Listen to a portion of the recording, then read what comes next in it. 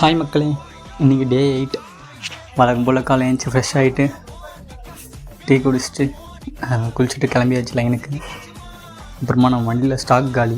So அந்த ஸ்டாக்லாம் refill பண்ணிவிட்டு வண்டி எடுத்துகிட்டு கிளம்பியாச்சு. வண்டி எடுத்துகிட்டு கிளம்பும்போது செம்ம டிராஃபிக்கு. அங்கே போய்ட்டு நம்ம கஸ்டமருக்கெலாம் முட்டை சப்ளை பண்ணிவிட்டு மறுபடியும் வீட்டுக்கு வந்துட்டோம். வீட்டுக்கு வந்துட்டு சாப்பிட்டு கொஞ்ச நேரம் ரெஸ்ட் எடுத்துகிட்டு அப்புறமா நாளைக்கு நம்ம தமிழக வெற்றி கழகத்தோட ஆனந்த் சாருக்கு அவருக்கு பிறந்தநாள்னால சரி போஸ்டர் ரெடி பண்ணி விட்லான்னு சொல்லிட்டு டிசைன் கடைக்கு போயாச்சு.